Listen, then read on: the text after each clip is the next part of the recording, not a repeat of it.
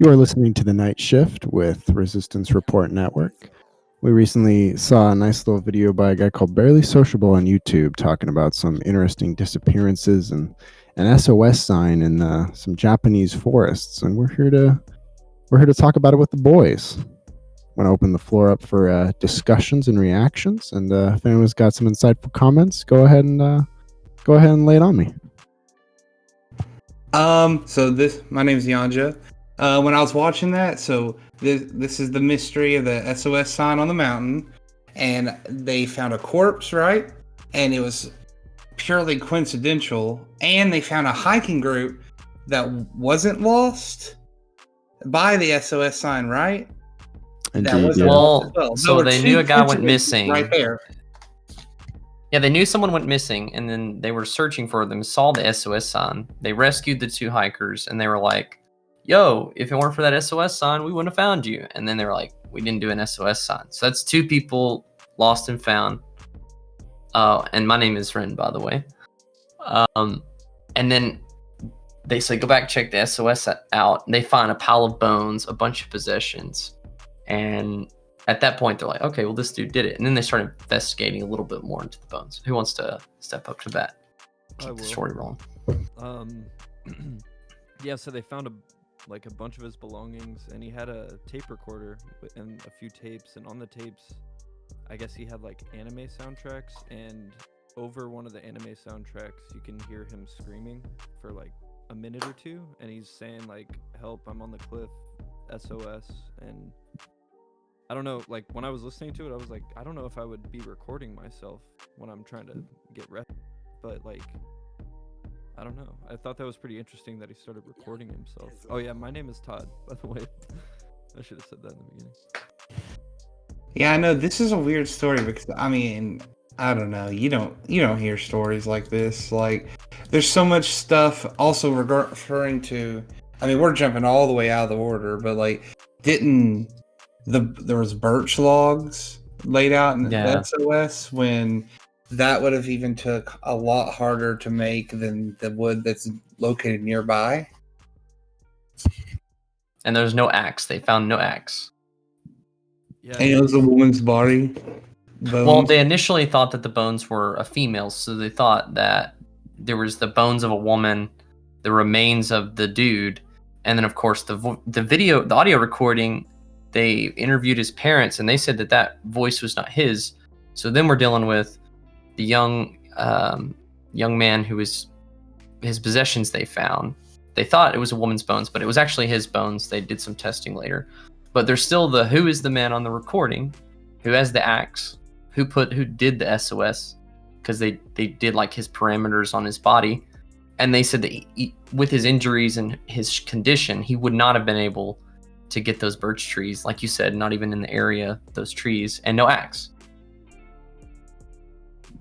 Yeah, and they were out in the middle of a clearing, like away from the trees, so he would have had to have dragged them like all the way out to the middle of the clearing just to have the helicopter see them. So to summary here, it's kind of where we're at. This is Chris, by the way. We have an SOS sign that was not made by the original hikers that got lost.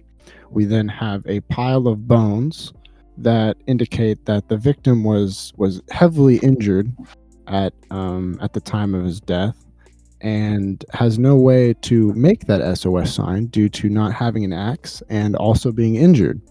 So the question we're left with is, who made the sign? And if not the injured gentleman, who?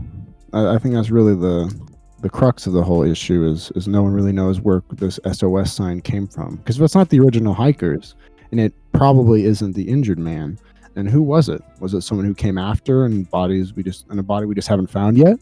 Or did he somehow, find some driftwood and make it himself? Right. Did the person who made this extra individual, did he stumble upon the bones of the first man and make the SOS there? Or did he come before? Was the SOS already there when the original man, disappeared? Did he stumble on this? Guy with the bones? Wasn't it a woman's bones though? No, they said that they re-examined the bones and they did a false they had messed up, and so it was actually a man Oh, okay. with the blood type Well, I A mean, versus a it woman with the sounds blood type O. honestly like two friends that knew they may have wanted to go out and played some tricks. That's speculation, of course. Right, The someone. story is insane because I mean, it's so insane that it almost sounds like there. I mean, you couldn't leave it out that it could be intended. Like to Indeed, be there is this confusing. there is like an angle where they could have just been somebody who wanted to go and end it in the forest alone. But that's Why still, would you record on the tape? Like, really, it truly, unless this tape could scream like, "Hey, hey!" like really loud in the forest. yeah, Why would you actually like? Todd said that just a second ago.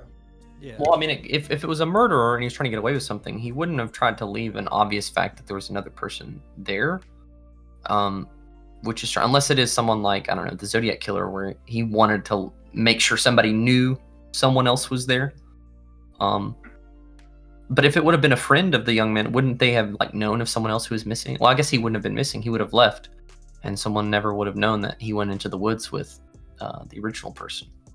exactly. It's sort of like where's the motive type of thing, because like if it's the dude whose remains we presumably have found, namely the one with all the broken bones, what's the reason for someone wanting to try to kill him? I mean, he just got a promotion at work that could have factored into it, but still, I mean, it sounds like he was just an average Joe celebrating a work promotion, and something just sort of caught up to him,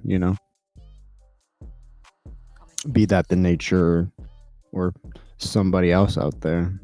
I know it's really it's Yeah. sort of stuff always really weird because it's for one, these sort of incidents usually happen with a solo hiker or somebody out by themselves, which you should almost never do, especially when you're going out into like a national park or the great outdoors in general. I mean, things like the Boy Scouts have the buddy system for a reason. They almost always happen too in like really remote areas, and the remains are not found until years sometimes after the fact. So you're trying to work on like just the evidence that you have, and just due to the length of time that has passed from the actual incident occurring and the remains being found, things may be not what they seem.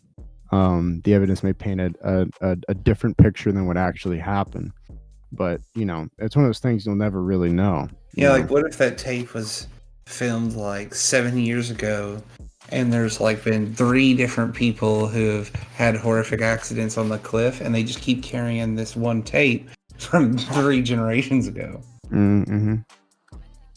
I mean, one thing you can say about this story is that, man, that escalated quickly. Yeah, Yeah. someone stumbled into the wrong swamp or something. Like, Yeah. like seriously. Sorry, go ahead. No, I don't know. I'm just like really appalled because I don't hear stories like that often. That's just weird. Yeah, it always confuses me when like I hear stories of like I don't know, really confusion probably isn't the right word, but it's like a weird morbid fascination, because you're left with like this evidence and this tactile stuff that like paints a picture that makes no sense, and you're forced to wonder, well, what actually happened, and Yeah. like it's tough like trying to figure out whether something crazy happened, whether it was some freak accident or coincidence, or something as simple as there was another hiker who made this SOS sign and didn't make it out, and they never found his body, and then this guy comes along and he takes a fall, breaks some bones, and they find his body near this SOS sign, and he didn't even know it was there. So I don't know, it's stuff like this, especially when there's like in this case where like a lot of time has passed and the remains are literally just bones. You're really just running on what evidence you have, and that evidence, like I said earlier, may paint a picture that's quite confusing and kind of sinister.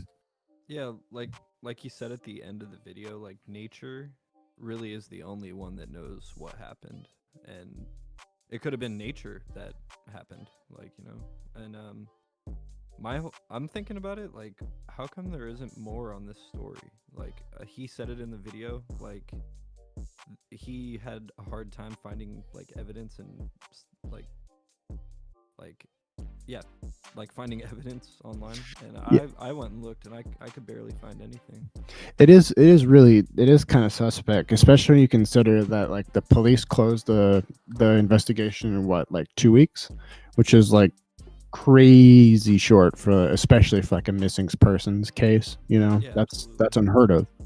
So I mean, and it could have just been as simple as, they closed the investigation because there was diddly squat to go with for evidence. I mean, you're dealing with years old bones and some basic travel like hiking gear, the tape recorder. So I don't know.